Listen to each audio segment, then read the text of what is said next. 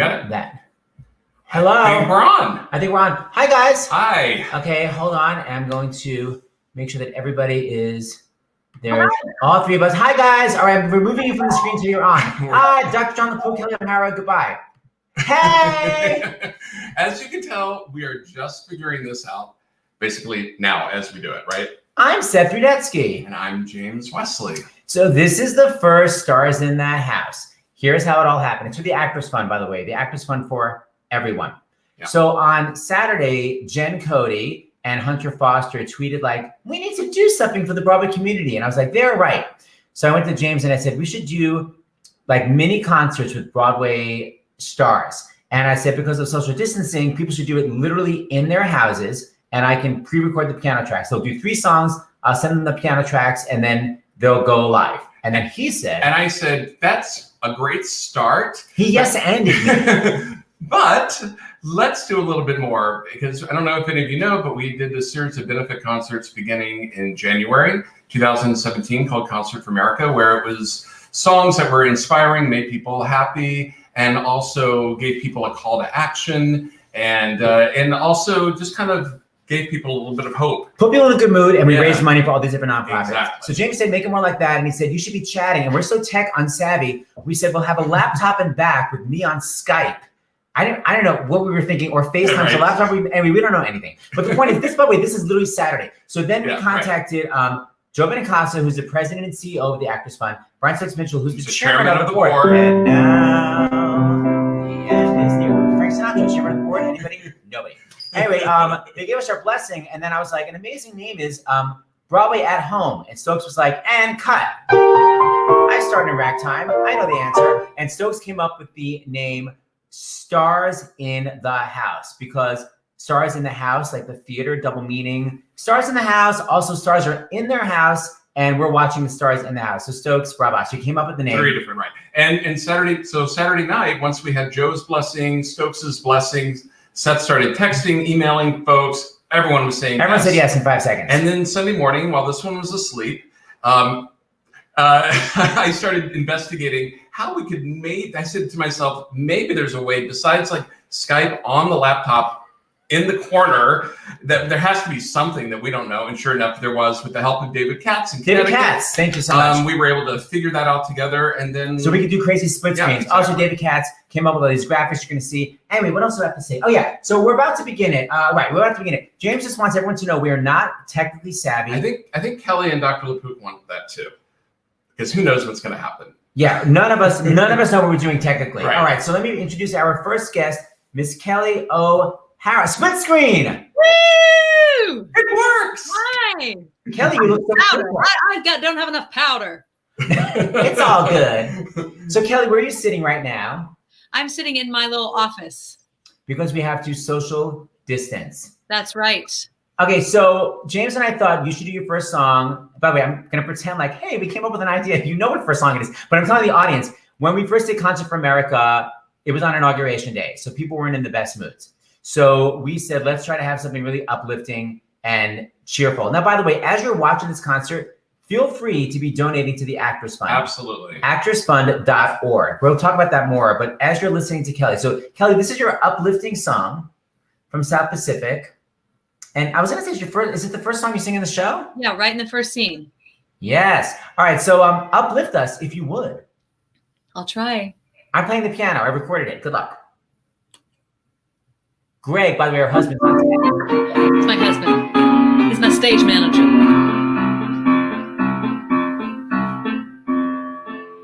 When the sky is a bright canary yellow, I forget every cloud I've ever seen. So they call me a cockeyed optimist, immature and incurably green. I have heard people rant and rave and bellow that we're done and we might as well be dead. But I'm only a cockeyed optimist, and I can't get it into my head. I hear the human race is falling on its face and hasn't very far to go. But every whippoorwill is selling me a bill, and telling me it just ain't so. I could say life is just a bowl of jello and appear more intelligent and smart, but I'm stuck like a dope with a thing called hope, and I can't get it out of my heart. Not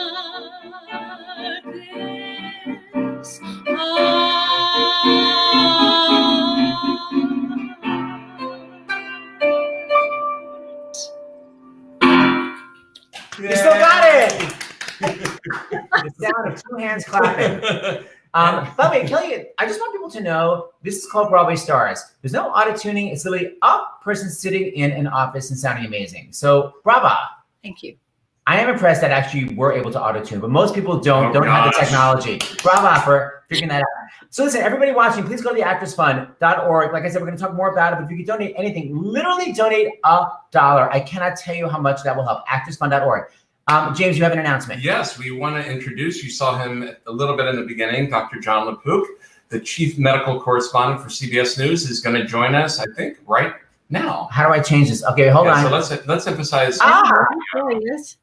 Hi, Dr. John LaPook. Oh, wait, are you muted? No, wait, hold on. We're figuring it. There we go. Hi, Dr. John LaPook. Hi, can you hear me now? Hi. All right, there you go. You don't want muted, do you? No, I'm just kidding around. I'm screaming. Oh my gosh.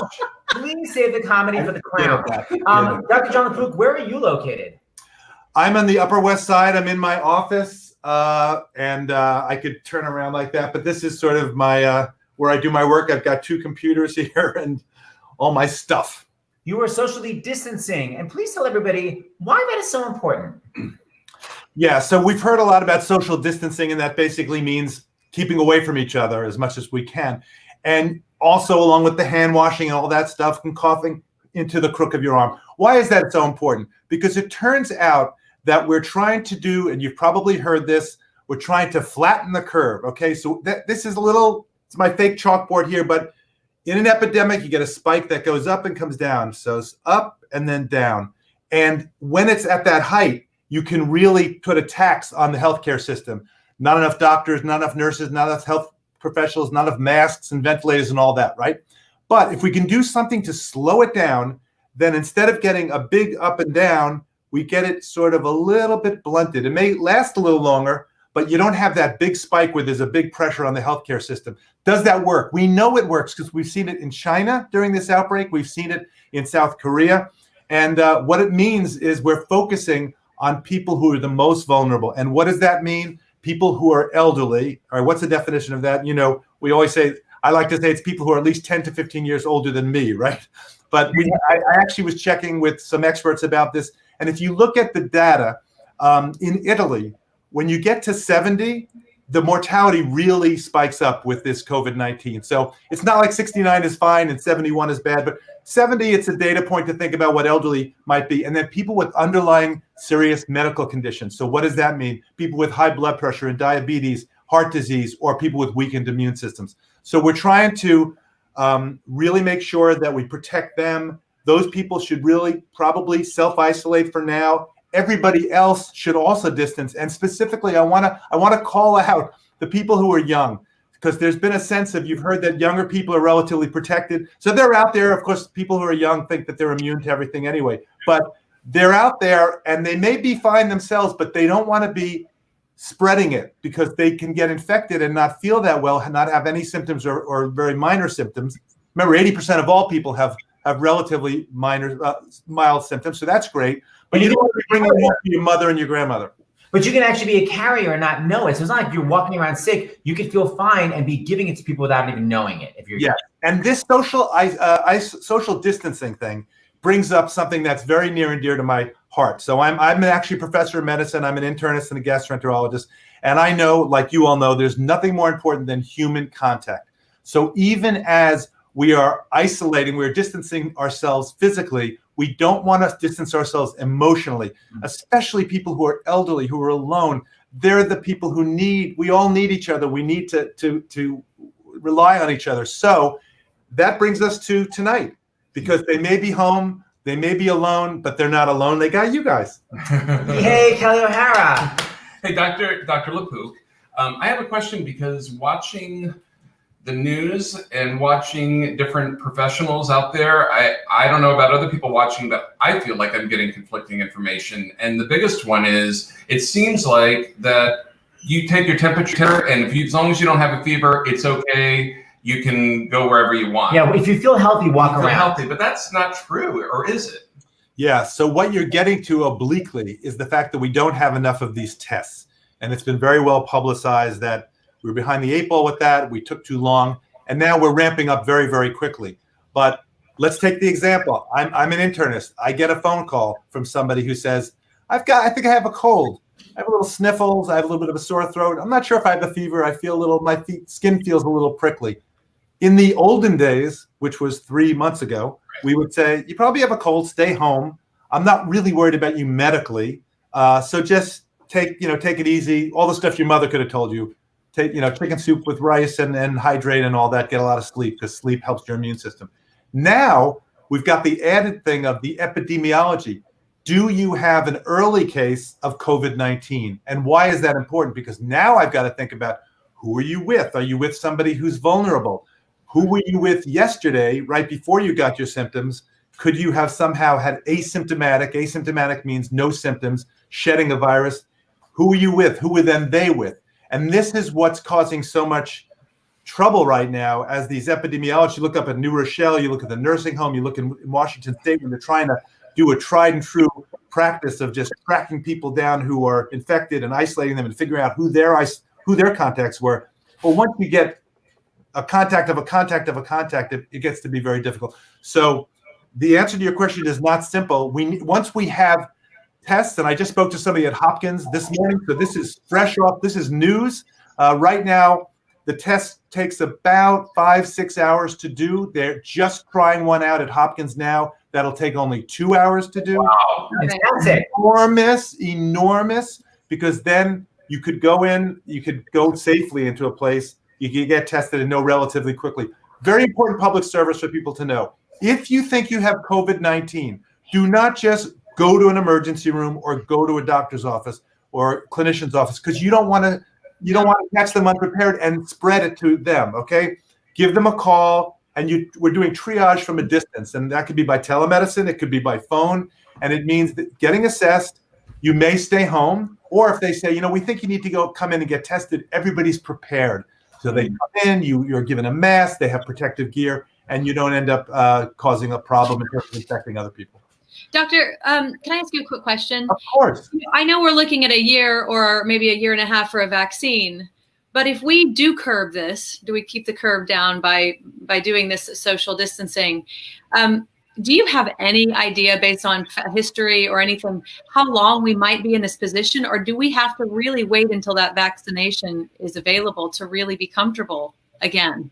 So what you're getting to, which is, I see the expression on your face, Kelly, which is we all hate uncertainty, right? Yeah. It's a bad feeling, and that's the stock market hates it. Everybody hates it. So the uncertainty here is, with the flu, for example, which is terrible. Flu kills tens of thousands of people a year, and tens of millions of people get it. So, that happens every year. But we know that come spring, come rain or come shine, it's going to go away. Here, we know that in the lab, this virus, the novel coronavirus, it likes cold and dry. It hates warm and moist. But we don't know what's going to happen with the warm weather. We don't know that it's going to go away. There is, as you point out, no vaccine. There's no treatment right now, although there are some really promising ones that are being developed. And the vaccine isn't ready yet. They actually tried today, the very first trial in the very first phase of it. But you're right, it's not going to be ready for a year or year and a half, that Tony Fauci told us. So what do we expect? And the truth is, we really don't know. I mean, we think the next few months really may be quite bumpy. In terms of whether there's going to be a second wave of it or a third wave of it, that's what I'm reading a book about the 1918 pandemic. Right. Yeah. And it's really an amazing book. And there was a second wave and there was a third wave, but something that should be optimistic for everybody about that. Social distancing worked. So in Philadelphia, where they didn't do social distancing, and they had a parade with a couple 100,000 people, and every bed was filled. In St. Louis, there's a song for St. Louis. Good, very good. St. Louis. Okay, go on. St. Louis did social distancing, and they did much better. So for people out there thinking, what's the big deal if I get it now or if I get it later? No, get it later. Yeah. Get it later so we don't have that spike. We don't put a crushing blow on our healthcare system and have it collapse. It's really important. So you're empowered, everybody, but we got to be in this together. We got to be kind to each other and no stigma. Every generation, every outbreak that there has ever been in history, they've pointed at somebody and said, I'm blaming you. This virus is going to affect a lot of us. None of us have any immunity to it. So no stigma. We have to be kind to each other. I can't tell you how important that is. Thanks. Social distance. Dr. Pook, you will be back. Thank you for joining us. Prepare a song next time. Bye. Bye. Hi, Kelli O'Hara. It was wonderful. Isn't it so cool that we have our own doctor on this? I'm going to call him later. I got 100%. Okay, so before we go on with the next song, I just want to give a little background. So the first Broadway story I'd love you to tell is your first big Broadway show. Let me see if my listeners, hey guys, by the way, you can comment. If you're watching on YouTube, comment. So can you recognize what Broadway show this was?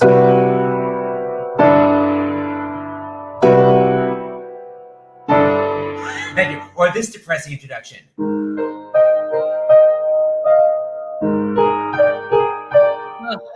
do you mean depressing? It's like, it's depressing, but it's delicious.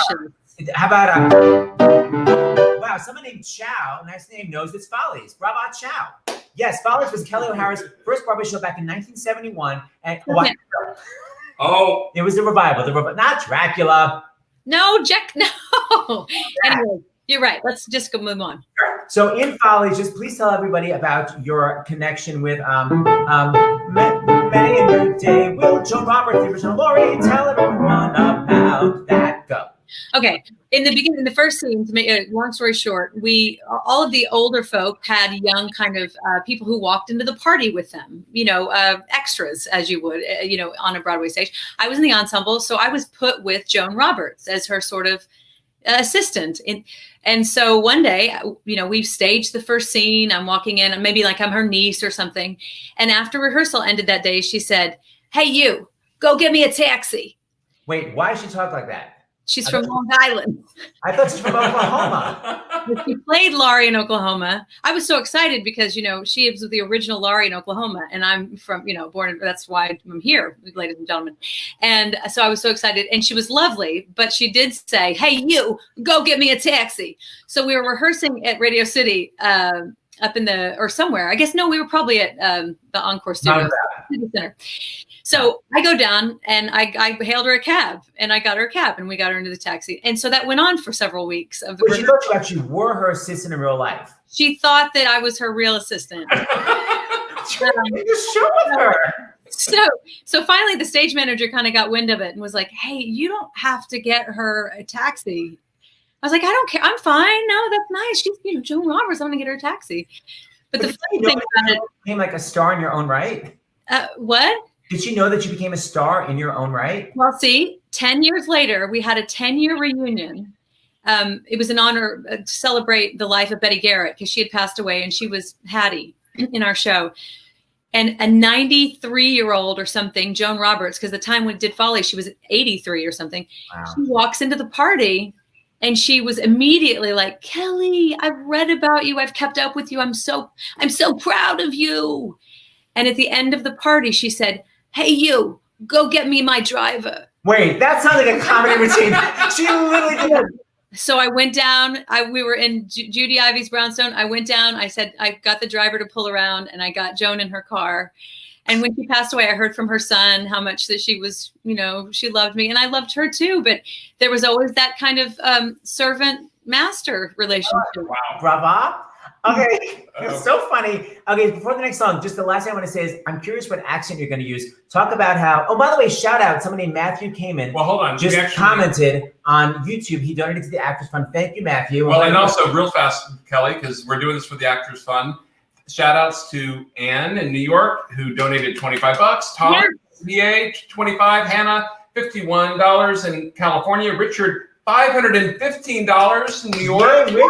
Ross, $37 Connecticut. James in New Jersey, $25. And Stephanie in North Carolina, $155. Yay! Yay! And maybe I'm going to have some of these of my own, and I'm going to run a thing that says donate to Kelli O'Hara.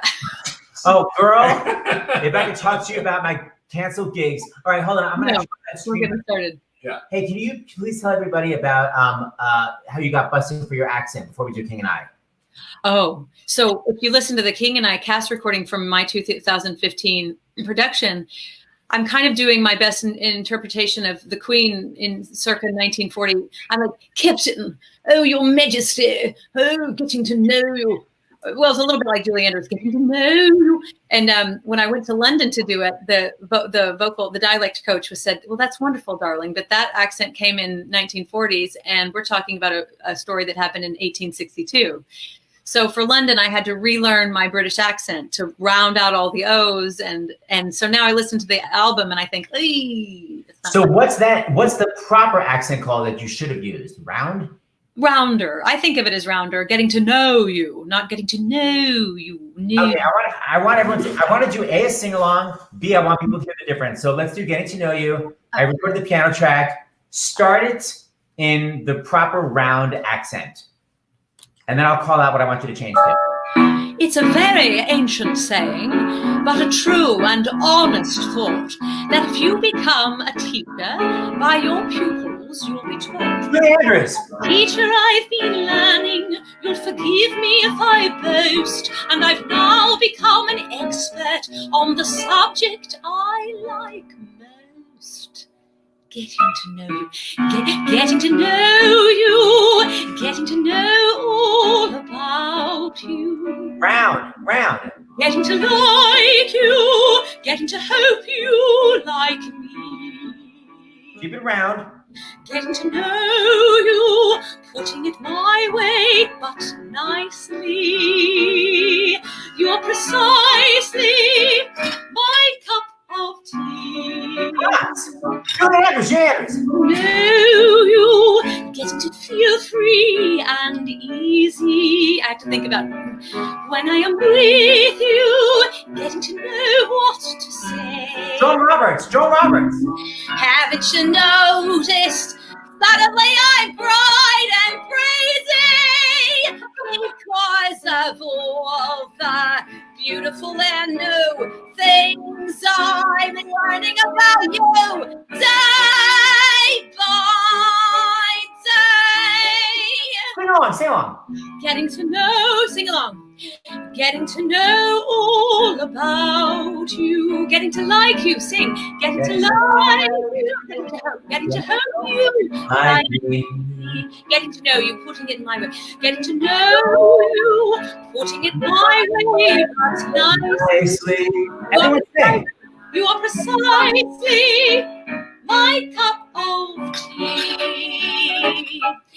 Getting to know you, getting to feel free and easy. When I am with you, getting to know what to say. Haven't you noticed? Suddenly I'm right. Because of all the beautiful and new things I'm learning about you day by day. And once again, everybody. Haven't you noticed?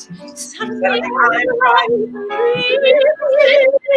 Because of all the beautiful and new things I'm learning about you. Short. Bye. Day. He held it out. It was pretty short. He held it out. Stop stretching.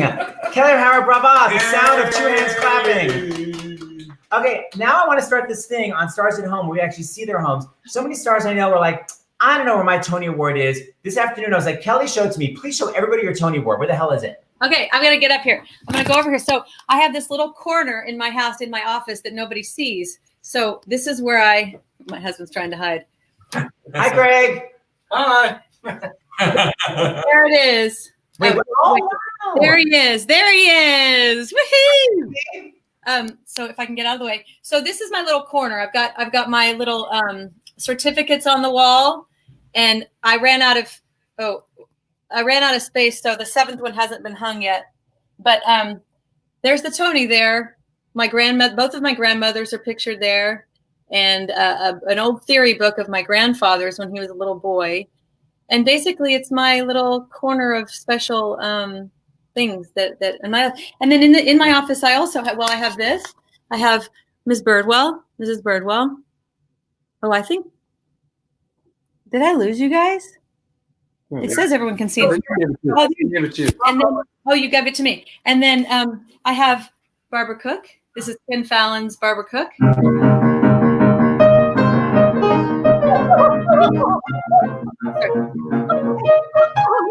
Okay. And then Yes.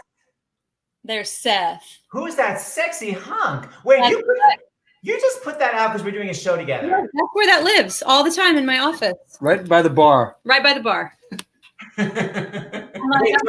Hold on. Rudetsky. Wait, tell me if you hear me if I take the mic out. Hold on. What? Oh, you hear me if I take the mic out? Is it working? Now I can hear you. Okay.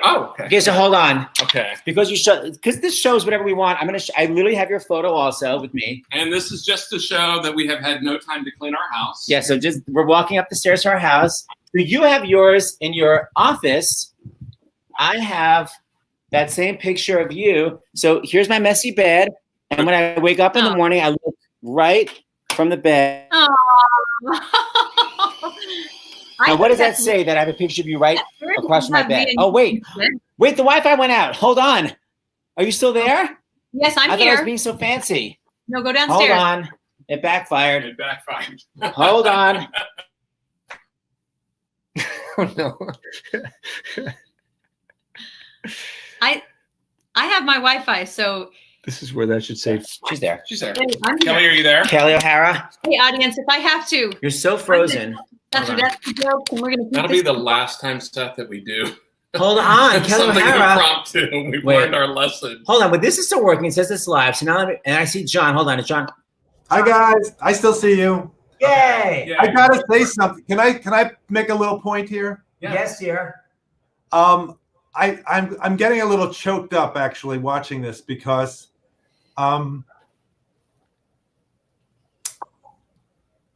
you can always count on the arts. You know, this is a tough time, and here you are now, like you were after the Pulse shooting when you did the amazing What the World Needs Now, and if we're going to be saved, we want the scientists and all that. If we're going to be saved, it's going to be by the artists and by the arts, and we always have been. And here you are.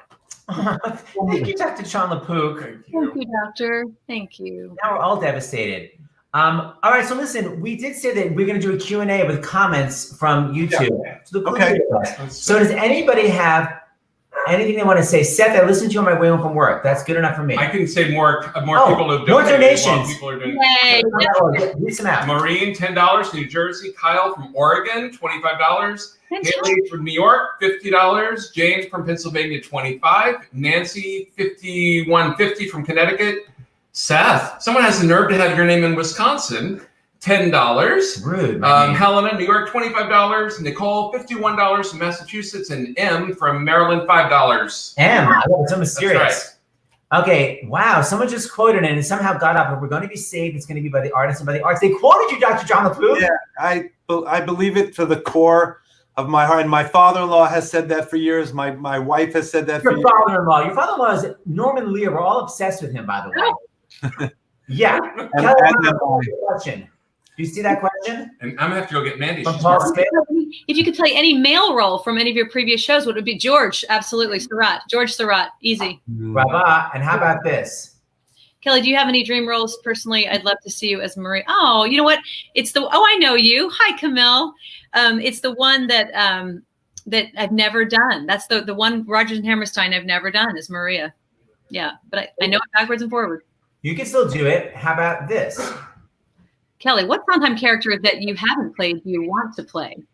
Oh, well, George Surratt. You know, I would love to do Follies someday. Any one of them, any one of the roles. What else? Well, put me in a Sondheim show. I'll be happy. Passion. Yes. How about this from Joe? Biggest on-stage blooper. When I was doing Così fan tutte on the stage of the Met, I went up in Italian, which means that I could not pretend my way out or make up or improv new words. So I think I sang a bit of gibberish, or I just Gibberish. Yeah, gibberish. Exactly. And I walked off the stage. So that was the of my. John, everybody's loving you, by the way. Tell it, Dr. John. Yes, John LaPook, you are so right. The arts are life. Yes, Queen.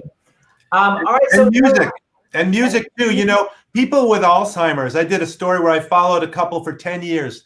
Mike and Carol Daly. She had Alzheimer's, and he was taking care of her. And at the very end, of course, the inevitable happened. But you know what was preserved? Even at the end, when she couldn't really say much, they put a headset on her and they played some songs from when she was in 25, and she starts singing them. Music it's hard. You can't kill music because it's stored in everywhere in your brain, and it's the last to go. Some people think it was the first language, and it's just music. So when you play music, why when you play a minor key do we tear up? Why do you? I mean, it is so. Play something uplifting for us, Seth. Hey, Dr. LaPook. So Seth and I were on a flight a couple of days ago. We knew it would be our last flight for quite a while. And I'm going to show you the question. Can you answer that for this viewer? Wow. I work for an airline. Is there anything I can do extra to protect myself? You know, it sounds so simple, but the hand washing is so important. I actually looked this up because I was wondering, is that just something that we're saying? You know, what's the proof of it? Right. There's proof of it. It makes a huge difference. Think about it. You could have your hands covered with virus, but the way it's going to get into your body is in your mouth, your nose, or your eyes. You know, your eyes too. We ever have eye drops and then you taste it? Because now it's out to the back of your throat and you can go into your lungs. So if you just keep your hands down. Now, that said, we can't do it, right? None of us can. There was a study where they videotaped Australian medical students for an hour. They touched their face an average of 23 times. Right. So I know. on the hour, no matter what, wash your hands for 20 seconds. This was going to be our project, right, Seth? Yeah. Well, Mark Shaman is now doing one also. He's doing a whole hand washing song. So we've got not happy birthday twice. That's so boring. But really do it for really 20 seconds. It matters. Get the tips of your fingers. Get the fronts and the back. The whole thing.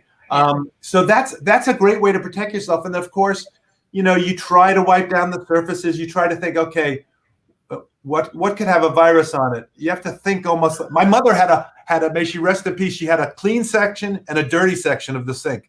And if you put a dirty plate on her clean section, on her clean side, you're in trouble. So you have to think about that. You have to think like a microbiologist of where has this been? All right, my hand. I just had a sandwich. Now my hand's by my mouth, and now I'm going to touch a doorknob. No, I'm going to wash my hands first.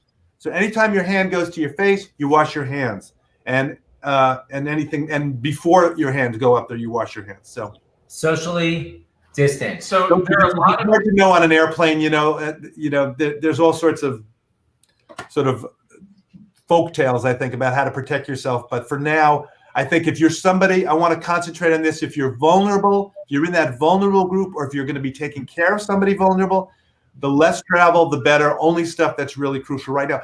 But by the way, this will have a beginning and a middle and an end. It's going to be a bumpy ride. It will go away at some point.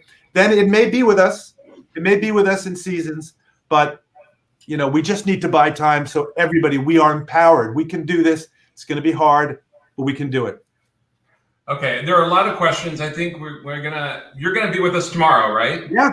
Okay, super. And by the way, tomorrow we should announce. Tomorrow, 2 p.m. we have Miss Judy Kuhn, one of my favorite singers ever. For our matinee at 2 o'clock 2 p.m. Eastern. And 11 then, a.m. Pacific. I can't remember who's at 8 o'clock tomorrow. Oh my God. The chairman of the board. Brian Stokes Mitchell. Tomorrow night, 8 p.m. Eastern. So the poop will be there. Ragtime. I hope the ragtime concert happens. You're supposed to be starring his mother. You know, if it doesn't happen, Kelly, you will come back and we'll do back to before on this. So no matter what, we're going to hear it in public. All right, so Kelly, we're going to close. Thank Hold you, on. Dr. Pook. We'll see you Thank Dr. tomorrow. Pook. See you tomorrow. See you, Kelly.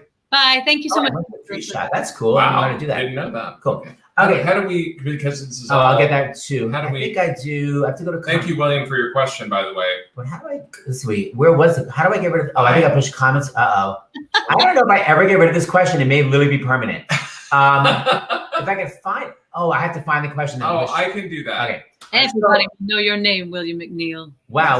We sure. It's kind of a downer, but thumbs up. It's the best advertising, you know. So All right. Kelly, for the last song, I just want to talk for 2 seconds about creating Bridge of the Madison County, because you've done a revival, South Pacific, King and I.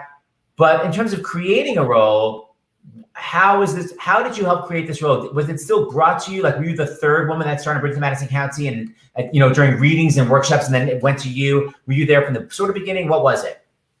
I've been there before, but no, this one was actually the very beginning, before most of it was written, I think. Wow. Jason Robert Brown and had this idea, and he and Marcia Norman wanted to work together, and he told me he wanted to write his Porgy and Bess, his big romantic operatic love story kind of, and folky and that beautiful earthy music that he writes. So we kind of shopped it around and found producers together. Before it was written. Yes, I went with Jason and Marcia to shop the idea. And then we started doing little workshops of what he had. And as he was writing, I did it with several different Roberts over the years that we worked on it, which wasn't that long. But I remember him writing all the music for Robert, really, that gorgeous earthy music. And I love to sing that way. But in a way, he had said, I want to write this for you. I want this to be really how you love to sing the best. And so when he brought in To Build Myself a Home, which was kind of bringing in Francesca's Italian operatic kind of beefy part of her sound, I thought, I've never been so lucky. It's my favorite. He's just, he really gave me such a gift.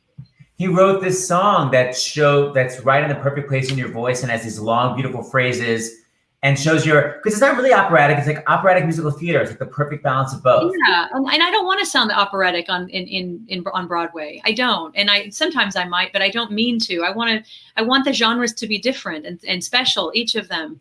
And he did. He gave me many moments in the show, some that sounded more operatic and some that sounded very earthy and sexy and romantic. And I loved him for that. A soprano needs that. We want that. We feel those things in real life. We're not just. Right. We have sexuality. I'm not soprano. Okay, so I did your piano part.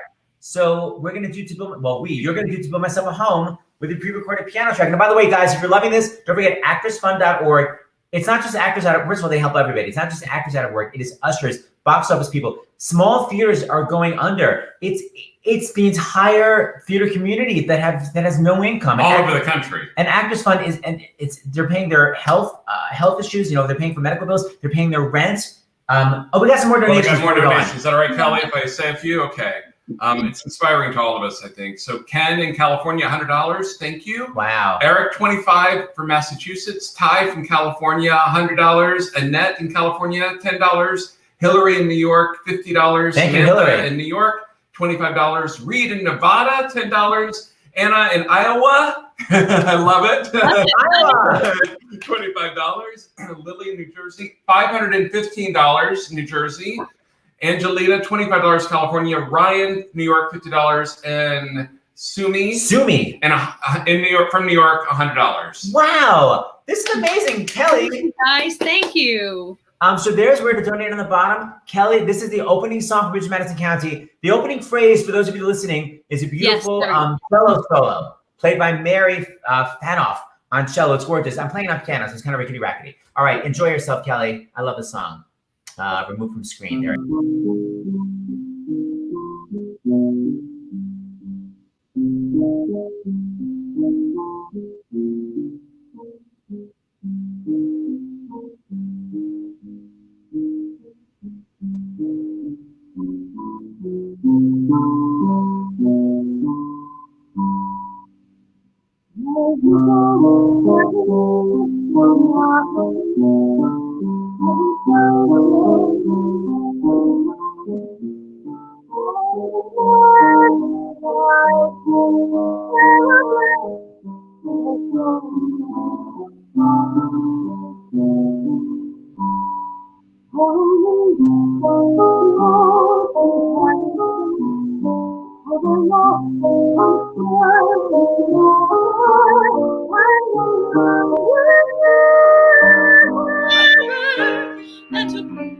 Okay, start again. Something was weird with the speakers.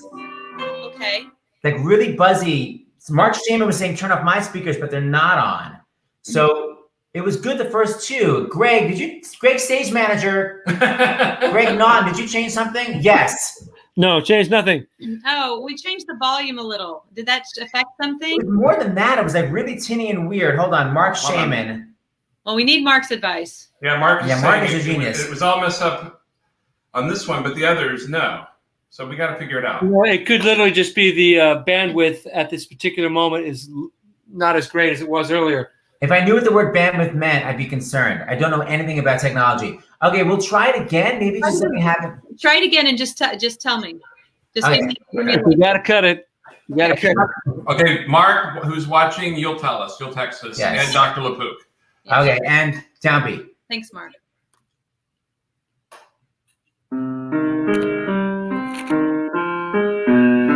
Much better.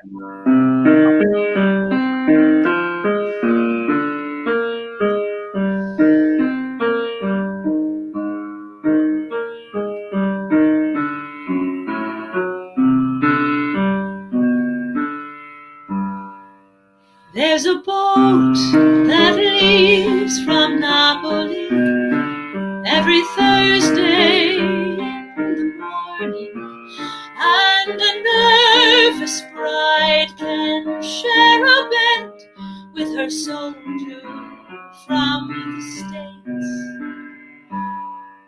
For a week, the ocean carries them over lost and churning water, and they land in New York Harbor, then to Pennsylvania Station, where they board a train that slices like a scythe through the fields of America.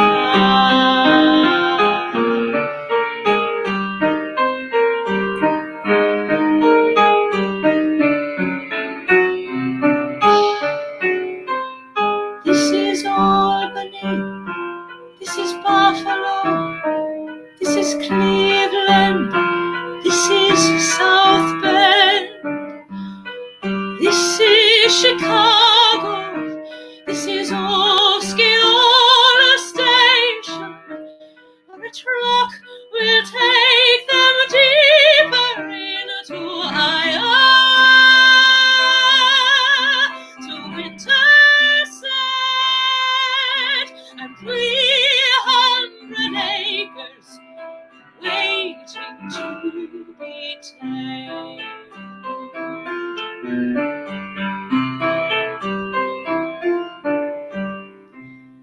And a blade of grass by blade of grass, and ear of corn by ear of corn, and bale of hay by day, they build themselves a home. And day by day, and year by year, from boy to man, from calf to steer, what's lost from there may not grow here, but comes the sun. Look what they've done.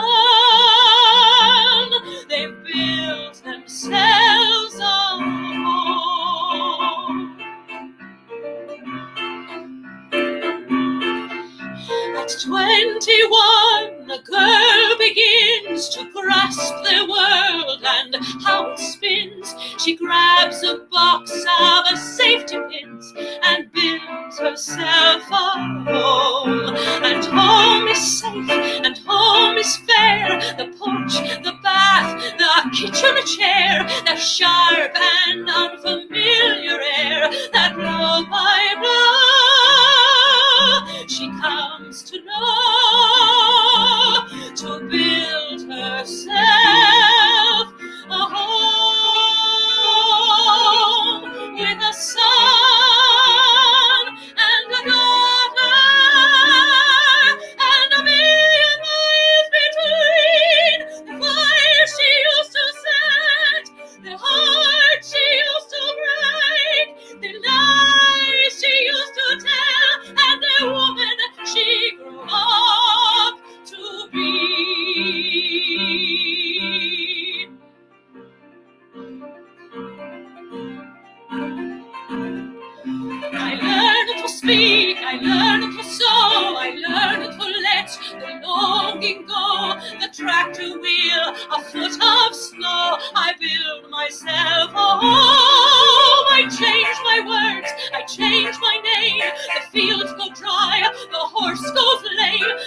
County Fair, the football game for 18 years.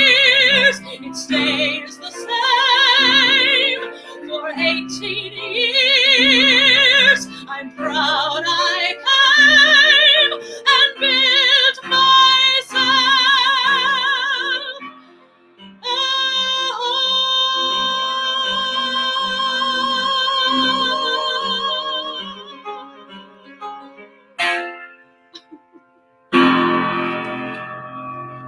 Oh my God!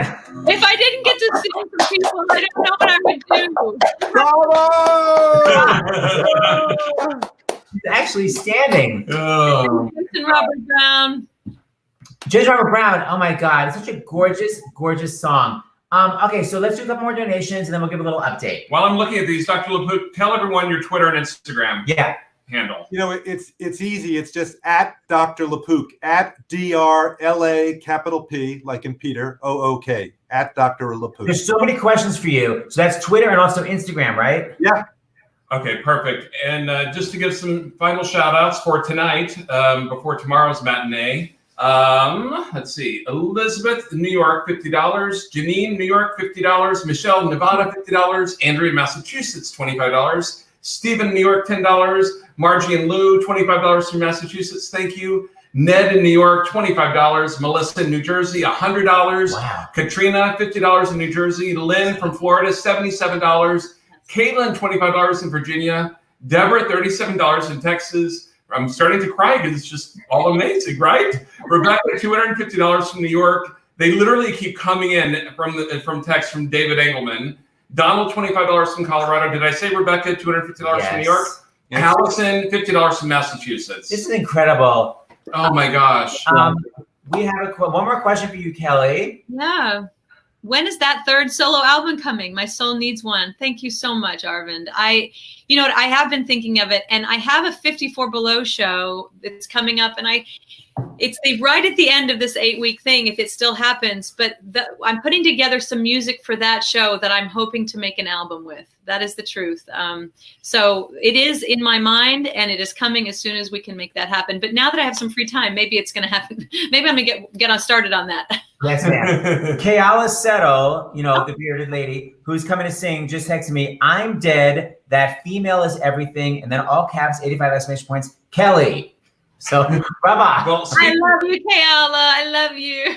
Speaking of Kayala Settle, the writer of Waitress, Kayala's last Broadway show, Sarah Bareilles, just texted us right before the show and said that she wanted to be added to the list of people who join us. So her, Varla Jean Merman's doing it. Julia Murney. So the list is going to keep going on and on and on. And the schedule tomorrow is Judy Kuhn and also Brian Sykes Mitchell. Kristin Chenoweth is this week. And Jeremy Jordan, so many people coming. So So first of all, our kid Julie is stuck in the house. She just graduated cosmetology school. Was literally about to have an interview on Friday to start working, and so we decided every day she's going to show her new makeup look. So Julie, if you will, come on over. So everybody, you're new here. We know you're not. It took like 3 hours. Oh, wow! I can't. So the other thing before we sign off, so we were trying to think, how are we? We're just making this up as we go along, right? In the house that we have, my mom has a separate part of the house with her own living room and kitchen and bedroom and all that. And so we have between all of us, we have 4 dogs. 4 dogs. And there was if you saw me going off to the side, that was me letting out the dog off the side. And Seth was over here when the dog and the cat were about to get in a fight and the light was going to come down. That's all what just literally happened. So Julie, can you let the dogs that we thought we'd close? We decided we'd always close the show. We close the show by letting the dogs out. All right. Who let the dogs out? Here they come. This is what we have to deal with every day. Come on, dogs. Come on, Mandy. There we go. There's 2. Hi, babies. Hi. Wait, where am I? There we go. Now you can see why we could not have them in here. Oh, look at Kelly's baby. Mandy, shut up. So big. Oh, I have a dog too. Oh, and there's Chrissy. That's Ash. Ash. Hold on. What's your dog's name, Kelly? This is Bradley. Hey, Bradley. Dogs are crazy. Julie, makeup's amazing. Don't forget to donate. The Actors Fund is helping everybody. We have to wait for Dr. John LaPoux. Hey, wait. Ladies and gentlemen, this is my son, Noah. Well, this is Ash. But behind Ash is my actor son, Noah. Hi, Angel. Mandy, say hi to the nice people. All right, we're signing off. Hi. We'll be back tomorrow. Thank you, Kelly. Thank you, Peace out. How the hell do I turn this damn thing off? Leave studio. Bye. I'm happy to answer medical Send me your questions. Yeah, send the questions to the doctor. Send me